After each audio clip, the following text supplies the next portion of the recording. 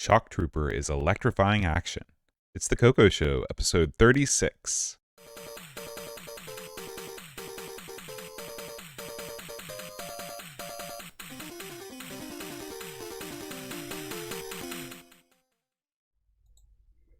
Hi, everybody. Welcome to the CoCo Show. I'm John. And I'm Aaron. Today, Aaron, we're talking about Shock Trooper. We need a bit of Shock Trooper. See, I had to get it in, Boat. Tell me about the first time you ever saw Shock Treatment. Shock Treatment. It's funny, we were just talking about it before we went on with the show. Shock Treatment was the spiritual successor to the Rocky Horror Picture Show, directed or written by Richard O'Brien and starring some of the returning cast from the original, although Tim Curry was nowhere to be seen. How about Susan Sarandon? Was she Susan Sarandon, Brian Boston, they were gone, but they were replaced. I will say a young... None of the good people were in there. Well, no, that's not true. Riff Raff, Magenta, the Columbia, they all came back. And also a young Rick Mayall was in here as well. Was he in Ghostbusters? You don't know who Rick Mayall is? Mm-mm. My God, you're going to get buried for that. I know who Nick Rahal is. Rick Mayall was, amongst the other things he's done, he was one of the young ones. He was Rick and the young ones. He was also in a movie that I found hilarious, but I remember Siskel and Ebert said it was the worst movie of the year, which was called Drop Dead Fred, where he played a lady's invisible friend, you know, like her childhood friend, right. But she never got rid of him, so he stuck around. But Rick Mayall's great. He's done tons of Bottom and tons of stuff. Anyway, I love Shock Treatment. Great movie. It has zero to do with Shock Trooper, but not even a little bit. No, not even a little bit. But I'm glad you brought it up, Boat. Well, I guess we should probably talk about Shock Trooper instead. You know what? Would shock me if we didn't talk about our good buddy Frank. Let's have a look. Okay. Are you ready to take the plunge into the exciting world of the Tandy Color Computer? Have you tried emulation and found it to be confusing and unreliable? The hell is Bitbanger? It's time to get yourself a real CoCo and get yourself over to RetroRewind.ca to get it out with everything you need to enter the CoCo universe. The CoCo SDC is the fastest, easiest way to jump into the nirvana that is gaming on the Tandy Color Computer. A preloaded SD card is already included, so just pop it in your CoCo and away you go. Pick up your CoCo SDC at RetroRewind and be sure to use the promo code AMIGOS10 to save 10% off the already low price. Thank you to RetroRewind.ca for sponsoring the CoCo Show.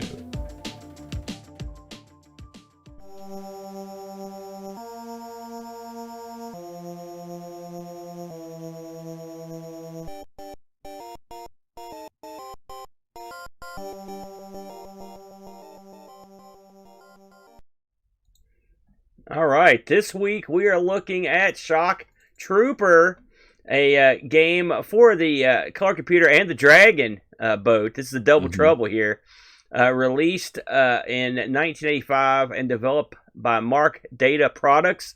Actually programmed by a fellow named Rob Shaw. We'll get into him in a moment. And published by Micro Deal Limited.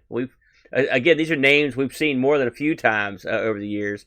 This would run on a Color Computer 1, 2, or 3 with 32K of memory and had a tape and disc release and also supported the joystick. The programmer was a fellow named Rob Shaw. I looked into what Rob had done. I'll try to find, because some of the stuff's kind of hard to find when they did some real old obscure stuff. The things I'm sure he was involved in was Tut's Tomb on the CoCo, a game called Chopper Rescue on the CoCo, Time Fighter on the CoCo, and he was also involved in some capacity on Duke Nukem Advance, which I believe was the GBA. Yeah, the GBA version. Okay. And he also got some thanks and some smaller credits on a few other games, but those were his main contributions as far as I could tell. Shock Trooper, in terms of a CoCo release, I would say this is a more advanced game than what the usual fare that we come across. Wouldn't you say, Boat? Graphically, absolutely. Yeah. If you paid attention just a minute ago, that was the stirring love theme from Shock Trooper. But actually, the sound on this is really, I thought it was really good. You know, it's funny when I was first looking at this game, I always, as I'm getting my materials together, I'll fire up a Let's Play video on YouTube just to see what we're up against. Yeah, and I thought, well said. And I thought that that somebody had edited that tune in after the fact. I was like, "There's no way the CoCo's making that music," but yes. Yeah, this game it's a single screen. Well, it's a flip screen. I guess let's call it a shooting platformer. What's the puzzler? It's a little mix of genres here. So this has a backstory if you care to hear it. The premise of the game is loosely based on the old TV show V. Did you ever watch the old V show, Bo? Does that have something to do with V for Vendetta? The No. Batman guys comic? This actually predates you, I think, for the most part. There was NBC had a huge event back when I was a kid, and it was called the V miniseries. All right, okay. And V was about these aliens that come to Earth, and they seem real cool and nice. Everybody likes them, but secretly they were not only super evil, but they were actually lizard people, like underneath humans. It was real. Is that where the whole like reptoid like conspiracy theory came from? I don't think so, but you never know. I remember distinctly there's this one very disgusting scene. I believe the leader on Earth of the V people was this chick named Diana, if I recall. And there's a scene where she like eats like a guinea pig. I mean, it was just like, you know, just opens your mouth, opens real wide, it just goes. Grrr. I remember thinking to myself, "Oh, I was appalled." Yeah. I was more scared of that than I was anyone getting killed. And V ended on a cliffhanger, sorta, and then there was a second V miniseries, and that, as I recall, began the V television show. It was real popular back in the day. You don't hear much about it now. It's really interesting to me that this thing was super popular, yet, I mean, obviously, I haven't seen everything, but at least I've heard of a lot of stuff, but I've never even heard of that before. So it's sort of, I guess it's been forgotten in recent years. So the backstory, according to the docs for Shock Trooper, is it says, welcome, Shock Trooper Squad Commander, that's you. Our intelligence sources have intercepted a coded message that aliens are planning to conquer the Earth. Your mission is to infiltrate the alien base and destroy it. You must also escape with the parts of their new TRG-5 space saucer and return them to our scientists for analysis. 4 highly trained shock troopers will be placed under your command for this mission. Each shock trooper is supplied with the latest in attack equipment, and it lists the equipment off.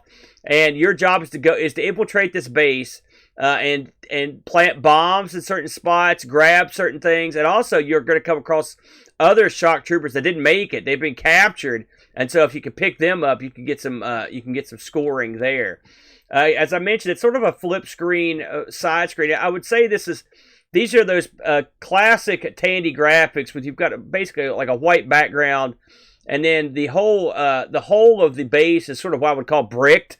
I mean, don't you say this look like red bricks? Yep. And then the aliens themselves are kind of, they have the blue and orange and black coloring, and your shock trooper looks pretty sharp in his black pants, kind of an orange I would vest. say vest. That's good, and like a cool helmet. Yeah, he actually looks pretty good, helmet. doesn't he? Yeah, I thought he looked pretty okay in this. Everything about this game looks pretty okay. Like the graphics are very detailed. They have your typical CoCo coloring, as you mentioned. There's a lot of orange and a lot of blue. But as you move through these levels and you are destroying the guns and the things that make the walls, all of those are extremely detailed. This game, of course, makes good use of the CoCo's artifacting technology to produce these colors. I'm not sure if this would what this would look like with RGB, or if this is one of those games that you have to play through composite. This game, it's a looker. I mean, like I said, I agree with you on that.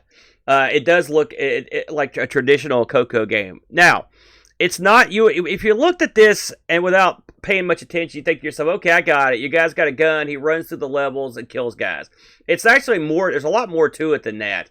Not only does your guy have his blaster rifle, and this rifle, which is actually called an electro gun, as he shoots it, you sort of hold down the button, and it comes out like a continuous beam of electricity. It's actually a pretty cool looking, the way it kind of sizzles out of the gun. And so when you shoot it, you can see the whole beam staying in front of the gun up until you hit the target. It's actually pretty neat. I would say that is the coolest graphical effect of the game, but there are many cool graphical effects.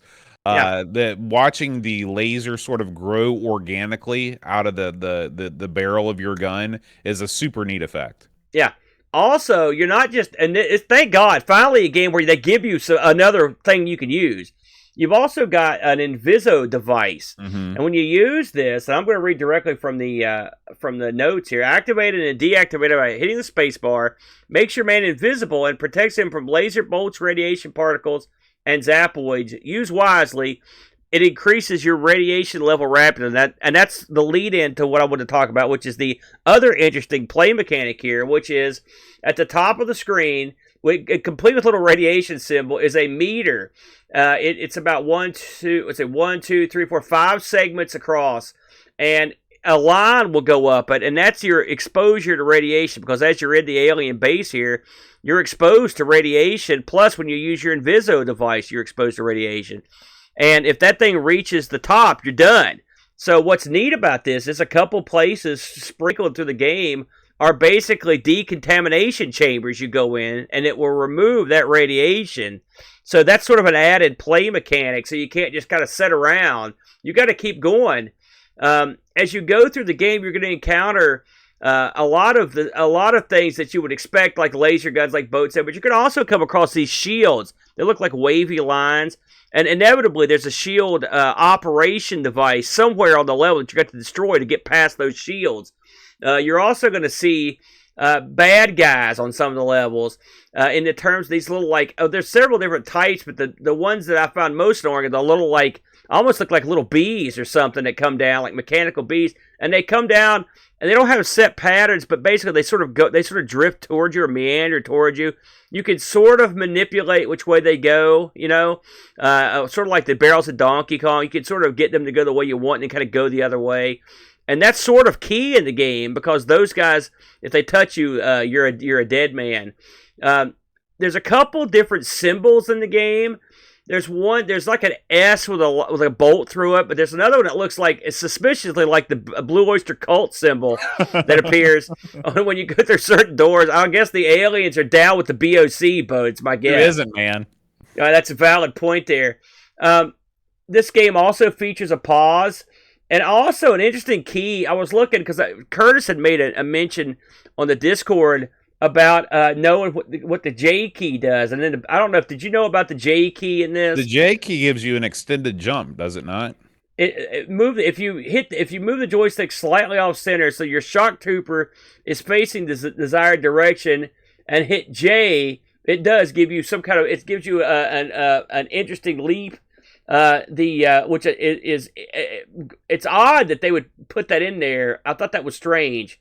Yeah, I never made it far enough in the game to where I was able to traverse the levels without using that. So with all that said, the way the game looks, the various obstacles you're going to come across, what you think of this thing, Boat? Well, I like this game. I'm going to come right out and say it. I like this game, and I'll tell you why. The single screen platformer has been around for a long time. Even by 1985, it had been around for a bit. And what the designers of this game did was they said, okay, well, we want to take this established genre and we want to add some things that really make it stand apart from the rest of the competition. Okay. And so the first thing they did was that they made all of the different components of the game look really, really nice. If you compare this game to other single screen platformers, like say something like your Miner 2049er or something like that, where your enemies and your dude, they look pretty blocky, Yeah. And this game looks, everything looks, I don't want to say hand drawn, but I kind of do want to say hand drawn, because there are very thin, kind of spindly lines that make up. They're very detailed sprites, and I know the CoCo doesn't have sprites, so forgive me for using that sort of parlance. But then the game introduces all of these other mechanics. You've got your jump, you've got your firing, but you're not just firing a gun. You're firing the special spray weapon that has its own unique properties. Your gun can destroy other enemy bullets mid-flight. The way that it, like I said, that it grows organically throughout the thing. And then it also introduces these puzzle elements, and it does it in such a way, it does it in almost Nintendo sort of way, where it very gradually eases you through each different kind of obstacle in a very easy way at first. And then, it starts to ramp up the difficulty before it introduces a new, different kind of obstacle. You have multiple objectives as you move through the levels. Sometimes you're just trying to get from the beginning to the end. Other times, you have your other shock troopers that you need to rescue. There's a wide variety of enemies. All of the enemies, again, are incredibly well drawn. It was fitting that they used a comic book or a sort of a comic strip type graphic on the cover of this game, because I think it totally fits in with sort of the very detailed graphical depictions of these, especially like the laser guns. They really look like the old sort of like 1930s sci-fi pulp. Buck Rogers. Yeah, Buck Rogers stuff, kind of stuff. That fits the game very, very well. The only thing that I really don't like about this game, I really think that the radiation meter is sort of a cop-out. I think that they didn't want the levels to be exactly the same. They didn't want you to be able to beat this game like you can beat Manic Miner, where the enemies always do the same thing at the same time. They wanted to introduce some randomness to the AI, and to compensate for that, instead of, sort of being a more difficult task, which would be making the levels where you could incorporate that and also make the levels passable by the player with a certain amount of combination of luck and skill. What they said was, to combat this random element, we're going to give you a get out of jail free card, which is this radiation invisibility. It essentially works like your shields in a game like Asteroids. That's one thing where I think the game could have done better in terms of level design. But with all of the other things that this game has going for it, it's a minor quibble. And and it definitely makes the game less frustrating, because when the going gets tough, you just turn on that radiation. The radiation doesn't limit your ability to fire the gun. So when you fire your laser, you see the laser just sort of grow out of nothing. You do have to keep track of your positioning, of course, when you're invisible, because you can't see yourself. So that adds some extra challenge as well. I like the fact that there are radiation decontamination tanks that you enter. That's a neat thematic element. So there's a lot to recommend about this game. This is really going in the upper echelon of CoCo games that I've played. There's even one of the elements of the game you have to do is actually plant bombs in certain spots, and I like the way they handled it. You go across the spot, and your guy plants a bomb. You don't do nothing. That's the way. Right. That's how you do it. You can still have that puzzle, but why make it irritating? Right. I think this game lends itself to emulation and to playing on the Mister, because you can just set up all the stuff, all the little keyboard, the couple little keyboard things, just set them up as buttons if you don't want to be bothered with fooling with that. Same thing with the UFO parts. The doc said you had to get the UFO parts. Simple. Whenever you decontaminate and get past the BOC thing, you get a part of the UFO. You don't have to do nothing. It just happens. That's what I like. You could add those extra elements that make me have to do a bunch of crazy crap. Everything in this has a score. This is a score-based game, and so they've assigned everything in the game scoring, which is cool. So you can compete for a high score. It's even got a high score. On the top of the screen, which is nice. I told you, it's funny. I was talking to Brent this morning on ARG about this game, and I was showing it to him. And I was like, "How did we miss this one?" Because I don't have any recollection of playing this back in the day. And this is what I was looking for, man. I mean, it's an adventure game. It's not short. I mean, I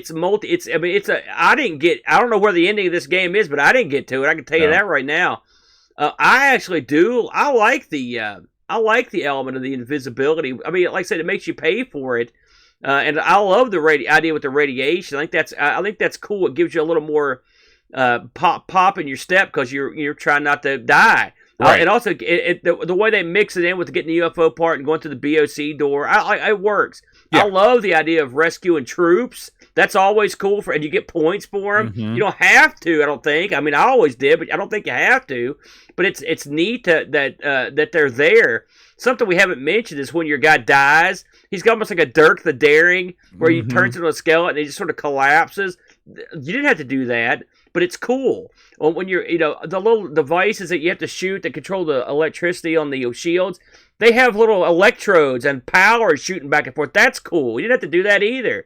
The soldiers that are captured are in these like stasis chambers, and there's these like scan lines going up and down them. It looks cool. They didn't have to do that, but they did. And when you do that kind of stuff, that means you care about what you're doing. That means you care about the game you're putting out, and you want it to look cool and with a little panache, and this game did it. Even the elevators glow in a very cool way when you move them. The gun looks cool. Someone sat down and made a cool game, and I'm going to give the guy credit. This is a cool game that I really enjoyed. Plus the added bonus of the cool tune. I think this is a winner, Boatster. Absolutely. And we were not alone in our thoughts about Shock Trooper. We got some Discord reviews from our community. As always, if you would like to post a review for us to read on the air, all you have to do is visit our Patreon page, patreon.com/the Show. And you can join up and be part of the team, part of the review team. So here we go. We're going to start things off with C64J. He says, overall, I liked this game. The theme music was good, but the game sounds were average. You needed some strategy to beat each level, which keeps the game interesting. I thought the graphics were good for the CoCo. I used my deluxe joystick, which worked well on the CoCo 3. The gameplay was fun, and I would recommend 7.5 out of 10. Exile in Paradise writes, a go-to fun game from then, still fun now. The opening screen with its subtle, is this red or blue boot? I never understood then what was up, just reset until it's right and let the music play. Compared to the beeps I could make from BASIC, that music was great. Obviously some other game that had V stuff smacked onto it. It was close enough to imagine it was a V game. Mastering the cloak and the weapon without baking yourself crispy took some time. But then, screen by screen, you unlock the path forward to free your friends, steal the tech, and watch that rad gauge, the radiation gauge, hoping for that sweet decontamination chamber in time. 8 out of 10 for me. The only thing that ever really bothered me was the game didn't quite feel like the TV show story. And sometimes the controls to turn, fire, step onto, or off of lifts sometimes hang up and get you killed. Great game, though, Stowe. Still play it pretty often. Canadian Retro Things writes, this was not a game I knew about when it was released. I discovered it about 2 years ago and now play it on a regular basis. I was hooked as soon as I heard the opening music. The gameplay is hard enough to keep it interesting but not frustrating. The fact that it is tied into one of my favorite sci-fi shows of the 80s, V, only adds to my enjoyment of it. I do recommend reading the instructions so you know the special keys on the keyboard that are needed to get very far in the game. I play on real hardware, a CoCo 3 with a deluxe joystick. If you have not tried it, I recommend you do. 8.5 out of 10. Very good. And we're not. Sorry. We're still rolling, man. Really? The Shock Trooper reviews are fast and furious this week. Keep them coming. Jocko 6502 says someone was clearly watching a lot of V for Visitors when they wrote this game. The tune and a basic story borrowed from the TV show, and that's where the connection ends. I really wanted to like this game. Sure, it's simplistic and it starts out fun enough, but it gets to a point where luck more than skill comes into play. The enemy detection is not great, anything in your general vicinity killing you outright. I found a couple of little glitches, like Shock Trooper kept returning to facing left, so shooting your radiation gun was a bit difficult. Although this might be because I was playing with the digital joystick on FPGA. Even using the cheat version, it was a tough cookie. Sadly, the game beat me into submission when I reached the level after the second checkpoint. It was bouncing bullets, random flying robots, and glitchy elevator controls. If you have managed to beat this one, then I salute you. A good game that slightly misses the mark for me, 6 out of 10. And finally, L. Curtis Boyle. All hail. Says, one of my favorites of the later CoCo 1 and 2 games. It was well presented, nice detailed graphics, and the Star Trek movie franchise font for its title screen. Full voice sound that wasn't the plain organ music of most games, but actually added some vibrato to make it more interesting. Inspired by both the popular V TV show and the author Robert Shaw's previous game, Tut's Tomb, it is a multi-screen quest to pick up the secret shrinking spaceship components while rescuing fellow humans while avoiding both still and moving opponents, some firing. You fire a ranged flamethrower-like weapon that fires further as you hold down the fire button, but the longer you fire, the more radiation the player absorbs. Too much and you die. There are flashing floors that are dead zones where you can't fire, reflective plates that opponent shots bounce off of, several roving robots, some you can kill, others you push away with your flamethrower, etc. Parts of the game would be far too difficult if it wasn't for your Inviso device. You become invisible and impervious to shots, but can still move and fire. Use sparingly. It spikes up your radiation levels even faster than your gun. Each time you get a spaceship component, you get decontaminated, which resets your radiation back to 0. The controls are a little janky by today's standards, but we got used to them back then. With the deluxe joystick's adjustable centering, you could even set the default of which direction you want your player to face when you let it auto-center. This game would have benefited from a 2-button joystick, but those didn't work on a CoCo until the CoCo 3. The J jump button is hard to get to during the heat of battle. Thankfully, the large target of the spacebar for the Inviso on-off is pretty easy to hit without looking. Back in the day, this would have been a 9 out of 10, -1 because it's pretty difficult. Nowadays, 8.5 out of 10 because the controls could be made better. And that's going to do it. I did have believe it or not, there was a magazine review of this. A German magazine, ASM, took a look at it, and they gave it a 5.5 out of 10. Kind of slammed it. My friends over at Ice People had a look at this. Now, he mentioned that he had some trouble emulating this. So this is back in the day. But he still enjoyed it enough to give it a B+, with the possibility of actually giving it an A when he could get a little bit further into it without anything crashing. I think this is a real winner, Boat, and this is one I'm definitely going to go back to. I think Mr. Shaw did an excellent job on this, and this might be a sleeper for some folks out there that have never heard of it like me. And I thought I'd heard of most of the big games, but this one was a real surprise, Boat. Yeah, absolutely. So we leave Shock Trooper and we give a warm a round of applause to the CoCo Game Selection Committee. These are the guys that choose all the games we play, and they are the real pillars of the CoCo community. Big Tandy thank you to Canadian Retro Things, L. Curtis Boyle, Robert Murphy, and Steve Rasmussen. Thank you. If you want to support the show, again, you can head on over to patreon.com/the CoCo Show. We have a goal. If we can get to $200 a month in support, we will make the CoCo Show a weekly show. So if you'd like to see that happen, head on over there. You can join the cast of our supporters like Graham W. Vebke, Buttons, and William Becker. If you like our shows, you want to hear more, you can check out our show about the Amiga. It's called Amigos. Our Sinclair, an American take on the ZX Spectrum. The Atari ST Show, 1200XL, and ARG Presents, where Aaron and the Brent spin the wheel and make the deal. All of these shows can be found on the Amigos Retro Gaming YouTube channel or at anchor.fm/Amigos podcast. Aaron, what are we going to be playing next week? Let's give it a whirl, Bo, shall we? Oh, my. It's the Interbank Incident, Boat. The Interbank Incident. Wow. Very good. I actually own this boxed version of this game. So cool. It should be fun. Cool. All right. Well, thank you as always for listening and or watching. We will see you for the Interbank Incident next time. And until then, all hail L. Curtis Boyle.